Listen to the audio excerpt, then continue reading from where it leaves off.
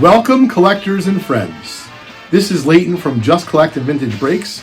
The collection we're going to talk about today was referred to by someone from our vintagebreaks.com community. What that means exactly is we had a customer and someone who's a regular participant in our breaks and in our chat tell us, Leighton, I have someone you might be interested in talking to. It's a friend of the family, and they have an extensive vintage Yankee card collection. And of course, immediately, I'm like, are we talking Babe Ruth's? Or are we talking the Mickey Mantle era? And he said, Leighton, unfortunately no Babe Ruth's, but there's a lot of Mickey Mantles. Before he could even finish Mantle, I said, oh, is there a 1951 Bowman Mantle, which many consider to be his true rookie?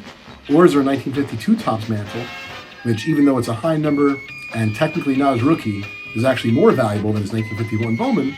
He said, nope, unfortunately, neither's in the collection. So I felt a little deflated.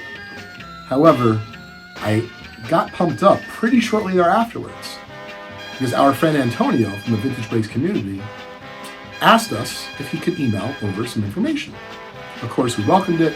He emailed me directly to my email, leighton@justcollect.com, and you wouldn't believe it, but starting in 1953, even though there was no 1953 Topps Mickey Mantle, there was either complete or near complete Yankee team sets.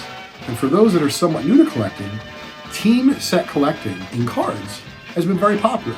I myself did that as a kid. My 4 favorite teams in the 4 major sports are as follows.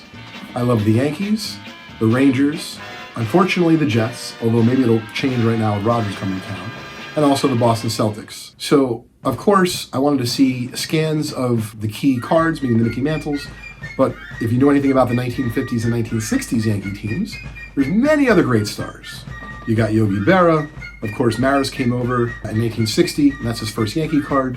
Cards like Don Larson and Whitey Ford, Elson Howard. And so there's lots of stars that were mixed in those team sets from the 1950s and 60s. But of course, the key cards were the Mickey Mantle cards. So after we got the collection in, we evaluated it, and Antonio's friend or family member had told us they had certain expectations of the collection, which actually made it a little bit more challenging because as we were going through the cards, we didn't think that we would be able to pay exactly what he was looking for because we didn't think there was enough cards there to warrant the value. Well, you wouldn't believe it. After we're verifying the cards against the list, there was a number of cards that were either missing or just not there. So we thought they maybe just were never there or they sold them years ago. Well, it turns out when they shipped us the collection, they didn't ship us everything. That was unusual and a little bit scary. But thankfully, after we recognized what was going on, the folks shipped in the rest of the collection. And of course, that increased the appraised value of it. Therefore, it increased what we could pay for it. We were still just a smidge off. We were doing the best we could to land the collection. And after evaluating all of the Mickey Mantles, all of the extra commons, and everything trying to reach a deal, it took a little bit of TLC and some negotiation, but we were able to reach a deal in the end. And if you'd like to see the full story on our blog, you could do that at blog.justcollect.com. And if you'd like to have a chance to maybe even win some of these key Yankee cards, you can see them in our bonuses and potentially win them and earn them in our respective giveaways and prizes through our Vintage Break stream, which happens 7 days a week on our YouTube channel at youtube.com/vintagebreaks.